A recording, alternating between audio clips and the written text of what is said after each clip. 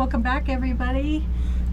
I'm Jill Branson, and this is Nancy Gabriel, who is my guest co-host today. And right now we have our guest, Lisa Fredrickson, who is with Focus 7. She's a Focus 7 consultant.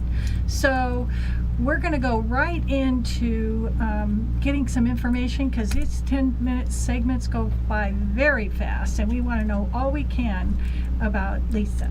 So Lisa, tell us exactly what your company is.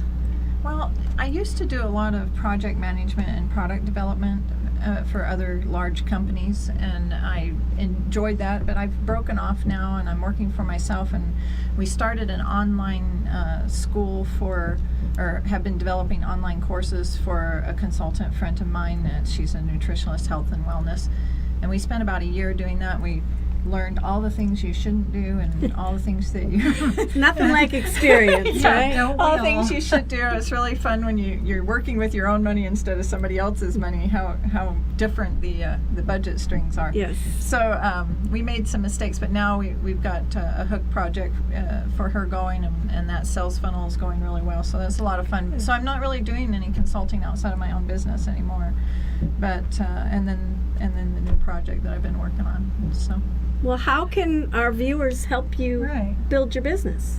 Well, right now, one of the newest things that are out there is messenger bots. Have you guys heard about that? Not a thing. No. Okay. So just 2 days ago, Facebook and a big company that's about social media called HubSpot just had a webinar, and they gave the okay to do messenger chat. And so in your Facebook, you have messenger chat. Mm-hmm. Well, now you can get advertisements in that. You won't know they're advertisements to a certain extent, because you're going to be able to go to a web page, sign up for that, and then this natural flowing chat is going to come to Messenger, which will be basically an artificial intelligence robot, basically. That's scary. Is it subliminal? It's not subliminal. You're saying okay to it. It's just, instead of email, and this is what Facebook said, was that instead of email, they want to go to this type of interaction with people. Oh. And so, we hate email, but and now it's going to be, you sign up to get that item that you want to read about, the lead gen online, and you'll say okay to this messenger chat, and then it'll say, "Hi Nancy, how are you doing?" And you would type in, "I'm fine." "Oh, that's great." So it would have a conversational attitude to it. Wow. I like that. Yeah. So I started a project called Promote My Book on Facebook, which is a Facebook group. I was going to ask you about that. Yeah. And we're now, over 90 days, I'm at 500 people in an organic method, in a no advertising payment, no nothing. So within 90 days, I have a concentrated audience. 500. Yes. Wow. And if you had an email list of 500 people concentrated that you were talking to every day, that would be the equivalent of having 7,000 people on your email list. Whoa. Wow. Yeah. Because I have 149 people out of that 500 every single day interacting with me. Oh, that's awesome. Okay. So the platform and what I've been studying is to spin that Facebook group out to my websites and other things to create the sales funnel that you normally pay $3,000 to $4,000 to $10,000 to Correct. create. Uh-huh. So this is a model that I've been developing, and it's working extremely well. So at this point, if you want to support me, go to Promote My Book on Facebook and join the group, and it's to help promote your book if you're an author. We know if you're a lots of consultant and authors. things Wow. like that. You're Yeah. an aspiring author. I'm an aspiring I'm author. just a blogger. Yeah, and the first product that She's more than a blogger. yeah, I'm I a know. blogger, Yeah. weekly, yes. Well, it but would work well for both you ladies, actually, and even for something like this. You just have to make sure that you're finding your appropriate audience. Mhm. And Right. so, Say the name of the Facebook group again. it's called Promote My Book. Great. And we have a couple of sister groups. There's Write My Book, and there's Publish My Book. Oh, okay. And we're excellent. we're all developing modules and courses for online that people can take. My first one's going to be about creating your marketing plan for your career author. So, Wow. and I'm Wow. having a blast doing it. I bet. Well, tell me about how long have you lived in Las Vegas now? I go by the age of my son, so 23. Wow. My youngest son is 23. So. Youngest, see? Yeah. Yeah. How many kids? I have 4 kids, I and knew then you I would. have 8 grandkids. Wow. See, I would So- have never thought that. And the oldest is 11. You don't Wow. look it, that's No, for you sure. Wow. Yeah. I have fun traveling and doing Yeah, that. I so. bet. And Yeah. I wanted to create something that would be residual income for me, so that I had to quit. You know, I've slowed down on my networking. I've slowed down on all Right. kinds of things so that I can have grandma time. Yeah. That's lovely. Now, are you an aspiring author yourself? You know, I have a book in me, but I think everybody has a book Yeah, in them. so true. You know, I one of the things that I did with my youngest daughter is I homeschooled her through high school. This is back when homeschooling in high school wasn't popular. True. But so we made it up as we went. And one of the things that I did for her is we framed up a fiction trilogy, while we were in high school, so that she could learn economics and psychology through the character development of the book, organization, English, and all that kind of stuff. So we have a book framed between she and I, and we tell each other that we're going to get that out. But Now, I don't know the term book frame. What does that mean? Like an outline? yeah, it's an outline Okay. for a trilogy. So Oh, wow. a fiction trilogy. What a great way to teach. It was a blast, and she never even knew she was learning. So she got into college and told me, she's like, "Mom, I haven't learned anything. You haven't taught me a thing." Oh, Yeah. And I said, "Well, just wait till you get there." And Yeah. when she got into college, she came back home and she goes, "Mom, they're all idiots." And you said, you're welcome. Yes.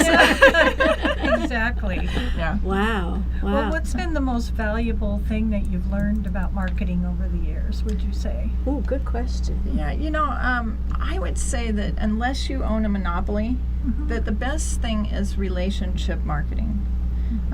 You know, during the period of times when we had newspapers and TV, there was kind of a monopoly there, and they should tell you what you wanted. Nowadays, Right. your consumer is extremely educated, and they have the leverage. And it should be that way. And so with marketing, it's relationship selling, which kind of takes that stigma out that, you know, like, I don't like being a salesperson. So that's part of why I love sales funnels online, because it is about getting to know your market. When I first did promote my book, the first thing I did was I spent 2 months within that group. We got up to about 250 people at that point.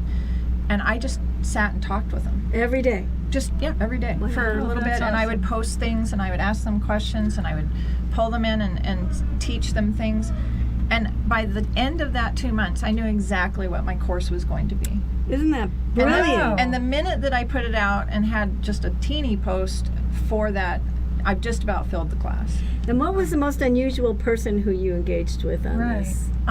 It was a young man in South Africa who is writing a book to try and get himself through college. Now, the thing that we had to do was look to see if we could find a tutor for him for English as a second language. Wow. So, but in the process of getting in touch with me, I've talked to him about the possibilities of building his platform and doing some things so that he can actually become successful. So, little tiny village in South Africa. You should be so proud of yourself, Yeah, no Lisa. kidding. It's been a That's lot of fun. amazing. Well, you know, we need to know exactly what is the best way to contact you, and what's the best way for people to get a hold of you? You can always message me at my email, or LinkedIn is a really easy way to find okay. me, because my name is spelled a little weird. It's FREDERICKSON. So it's got that little ER in there. Did I misspell that? No, I didn't. Frederickson. Yeah, it's like Frederickson. And so if you look up Lisa Frederickson on LinkedIn, you'll find me. It's real easy that way. Good. So. Okay. Anything else you want to add? A phone number, website? No, if they want to go to the group, or if they want to go to LinkedIn, it's they'll probably see my ads eventually in Facebook anyway. So we're going to be running Great. some ads here soon for a contest in the group anyway. So I can't wait to join. I'm excited. I know. Yeah. I'm going to go home and fun. do that. Yeah. well, thank you. Thank you for being Well, here. thanks so much for being our guest. It's been fun. It's such I a neat appreciate experience, and I love your gold mics. Thank you. It's Vegas after all, right? WCOB. Actually, they're blonde mics. They're not blonde, blonde gold. mics. Oh, I see. I was thinking the bling for the blonde. Well, true. Well, There's everyone, please stay tuned because our next guest is going to be Rob Sealander, and he is another awesome person that you want to hear his story and hear all about what he has done and where he's going with it. It's going to be awesome. So please stay tuned. WCOBM.TV, 50 Shades of Blonde. Thanks, everyone.